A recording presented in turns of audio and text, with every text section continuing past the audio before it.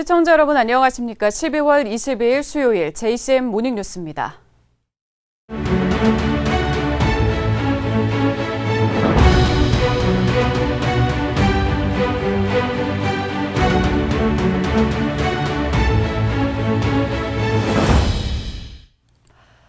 올 한 해 울산 지역 이슈를 돌아보는 연말기획 2021 뉴스 결산. 오늘은 정치 분야를 되짚어봤습니다.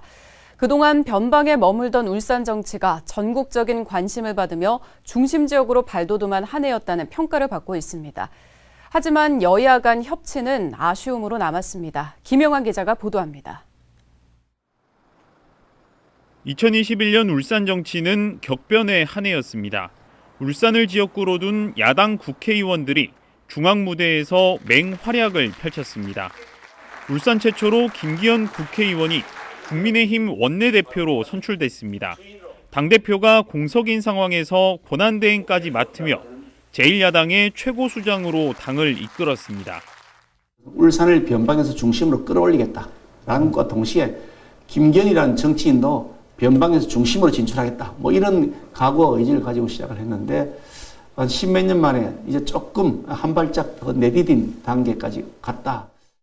박성민 국회의원은 원내 부대표에 이어 중앙당 조직부총장으로 선임됐고 서범수 국회의원은 이준석 당대표 비서실장으로 발탁됐습니다. 이채익 국회의원은 국회 문화체육관광위원장을 맡았고 올해 국감 당시 울산에서 상임위 현장 점검을 벌이기도 했습니다. 울산은 이른바 울산회동으로 윤석열 대선 후보와 이준석 당대표 간 갈등을 풀어낸 성지로 전국적인 관심을 받기도 했습니다. 하지만 지역 내 여야는 극심한 갈등을 빚었습니다. 울산시의회에서 KTX 역세권 연결도로 행정사무조사를 두고 여야가 충돌했고 서로 폭행을 당했다며 경찰에 고소하는 사태로까지 번지고 있습니다. 막가파식 행동을 보이고 이를 말리는 여성위원들을 위협한 고옥원 의원은 공개 사과하고 의원직에서 사퇴하라. 회의 규칙을 어기면서 의안상정 강행한 박병석 의장은 사퇴하라. 행정사무조사 특위가 가동에 들어갔고 시의원 폭행 사태에 대한 경찰 조사도 본격적으로 시작됐습니다. 내년 대선과 지방선거를 앞두고 있는 만큼 여야 간 갈등은 더욱 장기화될 것으로 보입니다. 울산의 정치적 위상과 입지는 올라갔다는 평가가 있지만 여야 간 협치는 낙제점이라는 지적도 있습니다. JCN 뉴스 김용환입니다. 제1회 울산국제영화제가 5일간의 여정을 마치고 어제 폐막했습니다.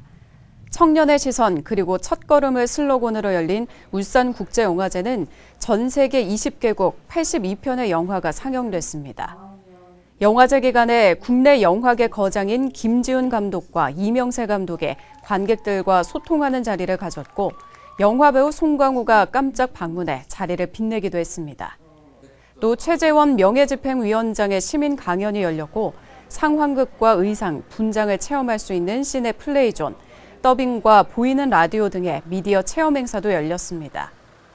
영화제는 자동차 극장과 메가박스 등에서 분산 개최됐고 백신 접종 증명 등 철저한 방역 지침 속에 성황리에 막을 내렸습니다.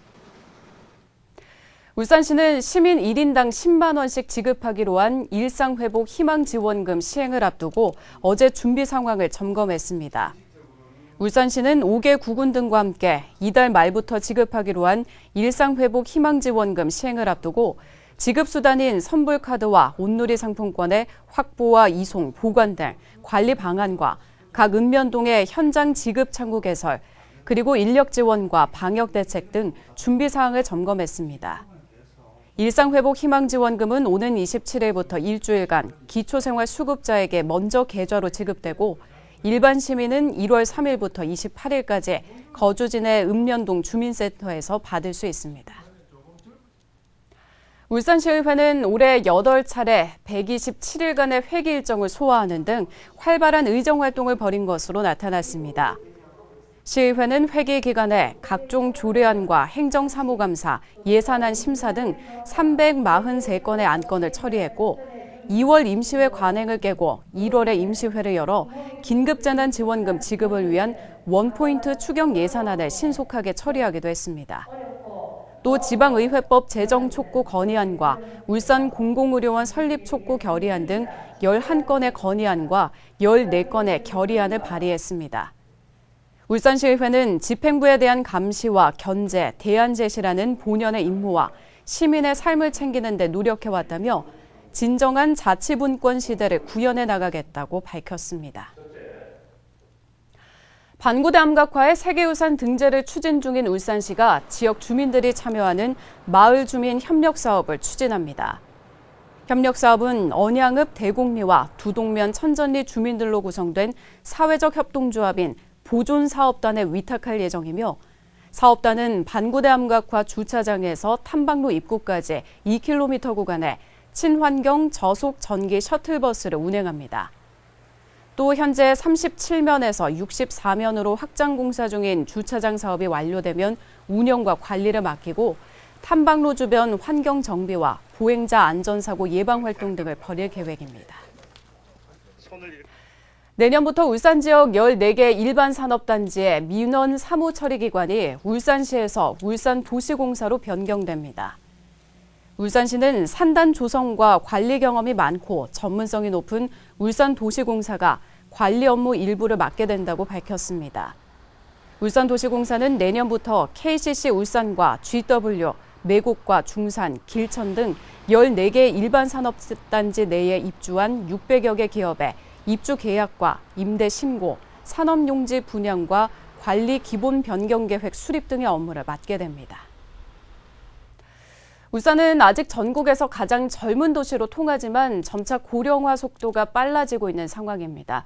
고령층 관련 대응책이 점차 강조되고 있는 가운데 울산시가 어제 저소득층 노인 지원과 일자리 확충 등을 담은 내년 고령층 복지 대책을 발표했습니다. 김동현 기자입니다.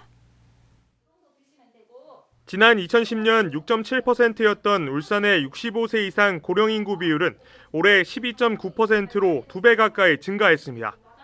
같은 기간 전국적으로 5.7%포인트가 증가한 것보다 빠른 속도입니다. 이 같은 추세라면 2040년 울산의 고령 인구 비율 순위는 11위로 올해 16위보다 5계단 상승할 것이란 분석이 나오고 있습니다. 젊은 도시로 불리는 울산에서도 고령층 관련 대책이 필요하다는 지적이 나오고 있는 가운데 울산시가 내년 고령층 복지 대책을 발표했습니다. 먼저 저소득층 고령 인구에 대한 복지 대책을 강화합니다. 현재 경로식당 등에서 2,500원으로 유지하고 있는 급식 지원 단가를 3,000원으로 올렸습니다. 내년 34,000 고령 세대에 77억 원을 들여 냉난방기와 전기료를 지급하는 사업도 함께 진행됩니다. 노인 일자리도 확충합니다. 울산시는 올해 13,000여 개였던 노인 일자리를 내년 14,000개까지 늘리겠다고 밝혔습니다. 교통지도와 아이돌봄 등에 치중해 있는 노인 일자리를 기업과 금융기관 등과 연계해 다양성을 높인다는 계획입니다. 노인복지관 등 노후를 위한 관련 기반 시설을 확충하고 어르신 전용 주차장 공간 확보, 제2추모의 집 건립 등의 사업도 함께 추진합니다. 공백을 메우고 지원하는 차원을 넘어 모두가 건강하게 나이 들 수 있는 사회를 만드는 것이 초고령 사회를 앞둔 우리가 반드시 해야 할 일입니다. 울산시는 지난해 세계보건기구의 고령 친화 도시로 인증을 받은 만큼 선제적으로 고령층 정책을 추진해 나간다는 방침입니다. JCN 뉴스 김동영입니다. 울주군이 산재 전문 공공병원 부지 매입비를 일시에 납부하는 방안을 검토하겠다고 밝혔습니다. 울주군은 산재 전문 산재병원 부지 매입비 분할 상환으로 과도한 이자가 발생한다는 정우식 울주군 의원의 지적에 대해 향후 군의회와 협의회, 부지 매입비를 일시에 상환하는 방안을 검토하겠다고 답했습니다. 다만 LH와 체결한 산재병원 부지 매입 관련 계약 조건이 불합리하다는 지적에 대해서는 LH가 추진하는 전국의 공익사업이 모두 동일한 계약 조건으로 변경은 불가하다고 덧붙였습니다. 더불어민주당 울산시 의원들은 어제 기자회견을 열고 방사능 폐기물 관리 기본계획을 철회할 것을 산업부에 촉구했습니다. 민주당 시의원들은 원전 주변 지역의 의견을 충분히 수렴하라는 대통령의 지시사항을 무시하고 울산시와 울산 시민들의 의견 수렴을 거치지 않고 방사능 폐기물 관리 계획을 수립했다고 지적했습니다. 민주당 의원들은 핵 발전과 핵 폐기물 문제는 울산 시민들의 안전과 직결된 사안이라며 사용 후 해결료 관리 정책 공론화에 이해 당사자인 울산시를 포함해서 다시 진행해야 한다고 강조했습니다. 울산의 문화예술과 지역 발전에 공헌한 단체와 개인에게 수여하는 랑제 문화상 시상식이 어제 대한적십자사 울산지사에서 열렸습니다. 올해 시상식에서는 매년 지역에 2천만 원이 넘는 기부를 이어오고 있는 김청옥 대한적십자사 울산지사 운영위원과 허은영 울산연극협회 지회장, 장성환 한국자유총연맹 울산지부 사무처장의 문화상을 수상했습니다. 김청옥 위원에게 1,000만 원, 다른 두 수상자에게는 500만 원의 상금이 수여됐으며 지역의 대학생과 중고생 등 4명에게도 3,200만 원의 장학금이 수여됐습니다. 올해로 설립 18주년을 맞는 랑제 문화장학재단은 성전사 김철 대표가 지난 2004년 전액 출자에 설립한 재단으로 매년 지역 발전에 기여한 단체나 개인을 발굴해 상금을 지급하고 있습니다. 민주평화통일자문회의 울산지역회의는 어제 울산 롯데호텔에서 올해 훈포장 전수식을 개최했습니다. 어제 전수식에서 박도문 19기 부의장의 평화와 번영의 한반도 기반 조성과 공감대 확산에 기여한 공로로 국민훈장 물한장을, 박부환 남구협의회장이 목련장을 각각 받았고 정창환, 이수영, 정훈식 등 11명의 자문위원이 민주평통 의장 표창을 받았습니다.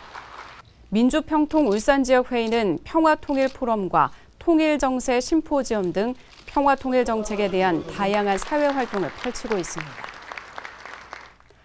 북구 노사민정협의회가 어제 올해 2번째 본회의를 열고 노사민정 공동선언문을 채택했습니다.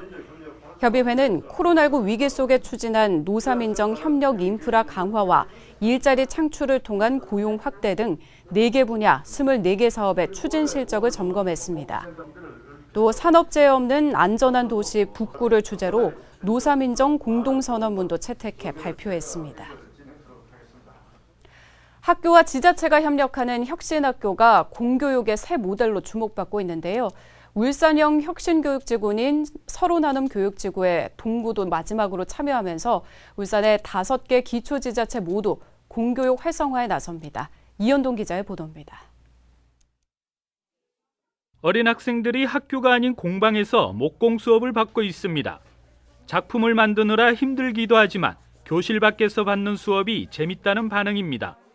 해보니까 나무 감촉이 엄청 좋고 사포질 할수록 더 부드러워져가지고 기분이 더 좋아졌어요. 수업을 하는 선생님도 교사가 아닌 학부모입니다. 학교와 마을이 함께하는 마을 교육 공동체 사업입니다. 이 같은 마을 교육을 지자체 단위로 넓힌 서로나눔 교육지구에 울산의 5개의 기초 지자체가 모두 참여합니다. 2019년 중구와 남구가 서로나눔 교육지구 업무 협약을 맺고 사업을 진행한 지 2년 만에 울주군과 북구에 이어 동구도 사업에 동참했습니다. 지역에 있는 인적, 물적 그런 자원을 제대로 좀 다 발굴하고 또 소개하고 하는 그런 활동들을 할 수 있어야 된다고 생각을 해서 이제 그런 여건이 주어졌다고 생각을 합니다. 5개 구군이 다 합류를 했기 때문에.